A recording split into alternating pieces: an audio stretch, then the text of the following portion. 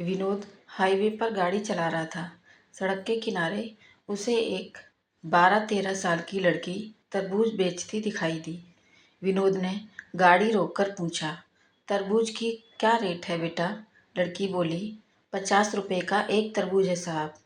पीछे की सीट पर बैठी विनोद की पत्नी बोली, इतना महंगा तरबूज नहीं लेना जी, चलो यहाँ से। विनोद बोला, महंगा कहाँ है, इसके पास जितने तरबूज हैं कोई भी 5 किलो से कम का नहीं होगा। 50 रुपये का दे रही है तो 10 रुपये किलो पड़ेगा हमें। बाजार से तू 20 रुपये किलो भी ले आती है। विनोद की पत्नी ने कहा, तुम रुको, मुझे मोल भाव करने दो। फिर वह लड़की से बोली, 30 रुपये का एक देना है तो दो, वरना रहने दो। लड़की बोली, 40 रुपये का एक तरबूज तो मैं खरीद कर लाती हूँ। आंटी, आप 45 रुपये का ले लो, इससे सस्ता मैं नहीं दे पाऊंगी। विनोद की पत्नी बोली, झूठ मत बोलो बेटा, सही रेट लगाओ। देखो, ये तुम्हारा छोटा भाई है ना, इसी के लिए थोड़ा सस्ता कर दो। उसने खिड़की से झांक रहे अपने 4 वर्षीय बेटे की तरफ इशारा करते हुए कहा। सुंदर से बच्चे को देखकर लड़की एक तरबूज हाथों में उठाते हुए गाड़ी के करीब आ गई। फिर लड़के के गालों पर हाथ फेरकर बोली, सचमुच मेरा भाई तो बहुत सुंदर है आंटी। विनोद की पत्नी बच्चे से बोली, दीदी को नमस्ते बोलो बेटा। बच्चा प्यार से बोला, नमस्ते दीदी। लड़की ने गाड़ी की खिड़की खोलकर बच्चे को बाहर निकाल लिया। फिर बोली, तुम्हारा नाम क्या है भैया? लड़का बोला, मेरा नाम गोलू है दीदी। बेटे को बाहर निकालने के कारण विनोद की पत्नी कुछ असहज हो गई। तुरंत बोली, अरे बेटा, इसे वापस अंदर भेजो, इसे डस्ट से एलर्जी है। लड़की उसकी आवाज़ पर ध्यान न देते हुए लड़की से बोली, तू तो सचमुच गोल मटोल है रे। भाई, तू तरबूज खाएगा? लड़के ने हाँ में गर्दन हिलाई तो लड़की ने तरबूज उसके हाथों में थमा दिया। 5 किलो का तरबूज गोलू नहीं संभाल पाया। तरबूज फिसलकर उसके हाथ से नीचे गिर गया और फूटकर 3-4 टुकड़ों में बट गया।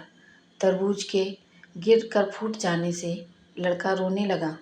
लड़की उसे पुचकारते हुए बोली, अरे भाई, रो मत, मैं दूसरा लाती हूँ। फिर वह दौड़कर गई और एक और बड़ा सा तरबूज उठा लाई। जब तक वह तरबूज उठाकर लाई, इतनी देर में विनोद की पत्नी ने बच्चे को अंदर गाड़ी में खींच कर खिड़की बंद कर ली।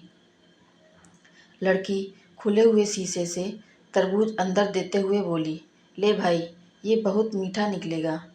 विनोद चुपचाप बैठा लड़की की हरकतें देख रहा था। विनोद की पत्नी बोली, जो तरबूज फटा है मैं उसके पैसे नहीं दूंगी, वह तुम्हारी गलती से फूटा है।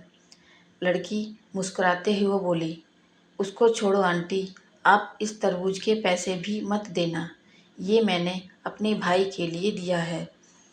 इतना सुनते ही विनोद और उसकी पत्नी दोनों एक साथ चौंक पड़े।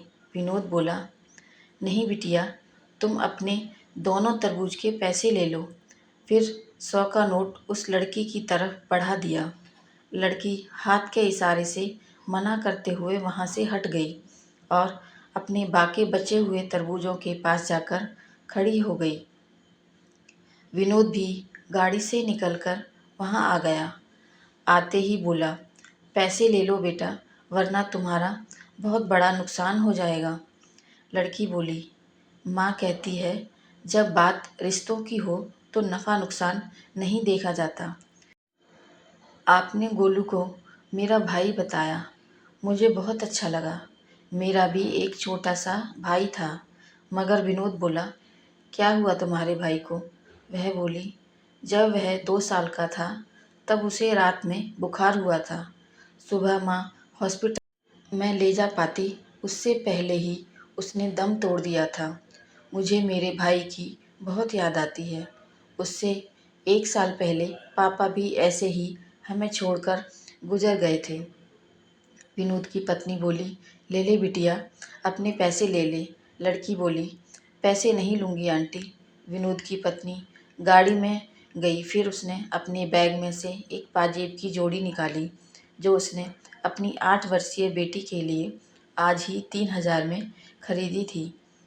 लड़की को देते हुए बोली, तुमने गोलू को अपना भाई माना है तो मैं भी तुम्हारी माँ जैसी हुई ना। अब तू ये ले, इससे मना नहीं कर सकती। लड़की ने हाथ नहीं बढ़ाया तो उसने ज़बरदस्ती लड़की की गोद में पाजेब रखते हुए कहा, रख ले, जब भी पहनेगी तुझे हम सबकी याद आएगी। इतना कहकर वह वापस गाड़ी में जाकर बैठ गई। फिर विनोद ने गाड़ी स्टार्ट की और लड़की को बाय बाय बोलते हुए वहाँ से चल पड़े। विनोद गाड़ी चलाते हुए सोच रहा था कि भावुकता भी क्या चीज़ है। कुछ देर पहले उसकी पत्नी 10-20 रुपए बचाने के लिए हथकंडे अपना रही थी और कुछ देर में ही इतनी बदल गई जो 3,000 की पाजेब ले आई। फिर अचानक विनोद को लड़की की एक बात याद आई, रिश्तों में नफ़ा नुकसान नहीं देखा जाता। विनोद का प्रॉपर्टी को विवाद को लेकर अपने ही बड़े भाई से कोर्ट में मुकदमा चल रहा था। उसने तुरंत अपने बड़े भाई को फ़ोन मिलाया। फ़ोन उठाते ही बोला, भैया मैं विनोद बोल रहा हूँ। भाई बोला, फ़ोन क्यों किया?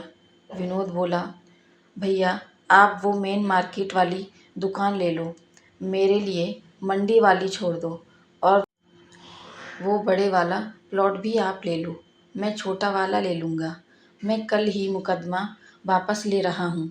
सामने से काफ़ी देर तक आवाज़ नहीं आई। फिर उसके बड़े भाई ने कहा, इससे तो तुम्हें बहुत नुकसान हो जाएगा छोटे। विनोद बोला, भैया आज मुझे समझ में आ गया है, रिश्तों में नफ़ा नुकसान नहीं देखा जाता, एक दूसरे की खुशी देखी जाती है। उधर से फिर खामोशी छा गई। फिर विनोद को बड़े भाई की रोने की आवाज़ सुनाई दी। विनोद विनोद बोला, रो रहे हो क्या भैया? बड़ा भाई बोला, इतने प्यार से पहले बात करता तो सब कुछ मैं तुझे दे देता रे। अब घर आ जा, दोनों प्रेम से बैठकर बंटवारा करेंगे। इतनी बड़ी कड़वाहट कुछ मीठे बोल बोलते ही न जाने कहाँ चली गई थी। कल जो 1 इंच ज़मीन के लिए लड़ रहे थे वे आज भाई को सब कुछ देने के लिए तैयार हो गए थे। त्याग की भावना रखिए। अगर हमेशा देने को तत्पर रहोगे तो लेने वाले का भी हृदय परिवर्तन हो जाएगा। याद रखें, रिश्तों में नफ़ा नुकसान नहीं देखा जाता है। अपनों को करीब रखने के लिए अपना हक भी छोड़ना पड़ता है। मेरी ये कहानी आपको कैसी लगी मुझे कमेंट करके ज़रूर बताएं और मेरे चैनल को लाइक शेयर और सब्सक्राइब ज़रूर करें। धन्यवाद।